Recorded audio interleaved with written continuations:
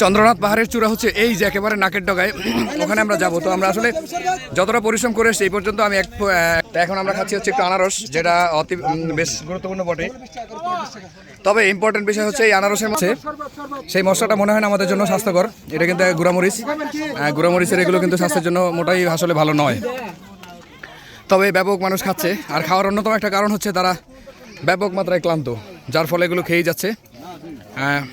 সাময়িক সময়ের জন্য ভালো লাগলেও এটা কিন্তু আমাদের স্বাস্থ্যের জন্য ক্ষতিকর, তাই না? কারণ এটার মধ্যে শুকনো মরিচ ব্যবহার করা হচ্ছে। আচ্ছা চলেন মামা, আমরাও আসলে এই অস্বাস্থ্যকর খাবারটা একটু খেয়ে নিই, কারণ কিচ্ছু করার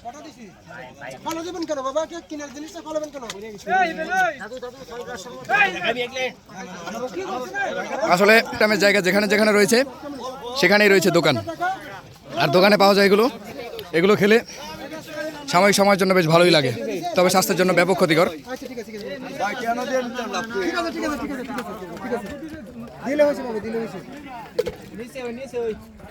আচ্ছা আরেকটু আমরা ট্রাই করি। মামা কিন্তু খাচ্ছে, কেমন লাগছে মামা?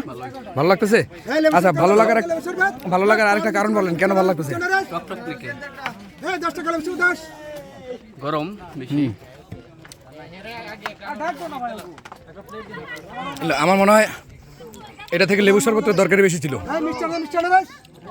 আচ্ছা একটু পরে খাবো, আপনারা শেষ করেন। না আর খাবো না, মামা খান। আচ্ছা ওই যে সামনে আরেকটা ছোট্ট দোকান দেখাচ্ছে, ওখানেও কিন্তু আনারস বিক্রি হচ্ছে, ব্যাপক মানুষ খাচ্ছে, মজা পাচ্ছে, কিন্তু তারা ভুলেই যাচ্ছে।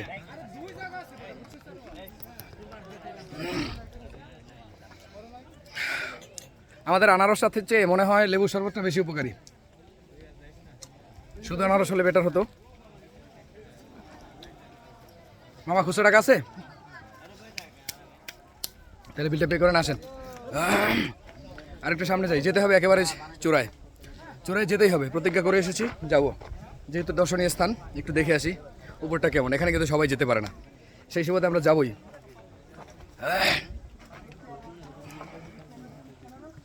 এখানে আনারস, লেবু শরবত এগুলো বিক্রি হচ্ছে, সবাই খাচ্ছে। আর এই সামনে ছোট্ট একটা দোকান রয়েছে, যেটা কিন্তু এখন মনে হয় বন্ধ আছে। দোকানদার সাময়িক সময়ের জন্য ছুটিতে রয়েছেন মেবি। আচ্ছা এখানে শান্তির বাতাস, প্রশান্তির বাতাস নাকি? তোমার কাছে কেমন লাগতেছে ভাইয়া? ভালো লাগতেছে? তুমি তো হাতে বোঝা নিয়ে নিছো অনেকগুলো, এই পর্যন্ত তো আসছো, তোমার তো ভালো স্ট্যামিনা আছে শরীরে। তাই না? প্রতিজ্ঞা করেছো কি একেবারে চূড়ায় যেতে হবে? ওয়াও। আচ্ছা আমাদের উপরে যেতে যতটা কষ্ট হচ্ছে, আমার মনে হয় না নামতে তেমন কষ্ট হবে, কারণ নামার সময়টা খুব ইজি, আমরা নামতে পারবো। উঠতে কিন্তু ভারী আমাদের পরিশ্রম পোহাতে হচ্ছে। তবে এখানে আমরা 2 মিনিট বিশ্রাম নেওয়াতে, অবশ্যই 2-4 মিনিট করে বিশ্রাম আপনারা নিয়ে নেবেন, কারণ 2-4 মিনিট বিশ্রাম নেওয়াতে আপনারা শরীরে কিন্তু স্ট্যামিনা ফিরে পাবেন আবার পুনরায়। সো বিশ্রামটা নেওয়াটা অতীব জরুরি। এই যে এখন কিন্তু আবার উপরের দিকে যেতে হবে, বেশ বড় একটা পরীক্ষার মতোই বলা চলে।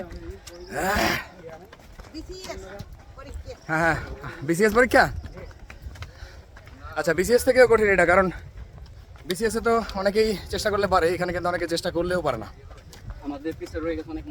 আমাদের দলে যারা ছিল তাদের মধ্যে আমরা মনে হয় 4 জন, এখন আমরা 2 জন আছি, বাকি আর 2 জনে দেখতে পাচ্ছি না, আর বাকিরা তো একদম নিচে রয়ে গেছে। সীতাকুণ্ড না? ইয়া সীতাকুণ্ডে শীত নেই, প্রচণ্ড পরিমাণে গরম।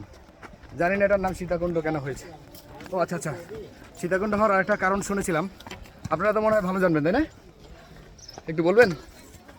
আদিকাল থেকে শুনেছি চন্দ্রনাথ মন্দির, অর্থাৎ আমাদের দেবদেবাদি মহাদেব জি, তার এখানে সাধনা, মানে 52টা না, হ্যাঁ 52টা অঙ্গ সীতার, পৃথিবী 51টা অঙ্গ পৃথিবীর সব জায়গায় ছড়িয়ে পড়ছে। আচ্ছা, তার মধ্যে এটা একটা স্থান। ও যেখানে স্থানে টুকরো পড়ছে ওইখানে এরকম একটা স্থান। আচ্ছা মন্দির তৈরি হয়েছে। বাংলাদেশে হলো চন্দ্রনাথ এখানে, এই জন্য সবচেয়ে বড় পবিত্র স্থান। আচ্ছা তো আপনাদের পবিত্র স্থানে উঠতে বেশ বড় একটা বেগ পোহাতে হয়। হ্যাঁ এটা একটা এখন তো কিছুই মনে করি না, আমাদের মা বাবা দাদারা যারা উঠছে তারা আরো অনেক কষ্ট করে উঠছে। হ্যাঁ সেই সময় তো আসলে এত কিছুর উদ্ভব হয়নি। হ্যাঁ মানুষ চাইলেই সম্ভব, ঈশ্বর সহায়তা হলে। জি আসলেই।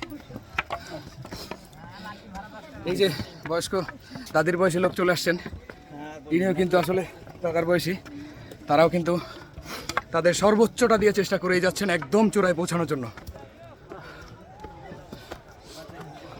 তাদের মনোবল রয়েছেন, যার কারণে অলরেডি চলে এসেছেন।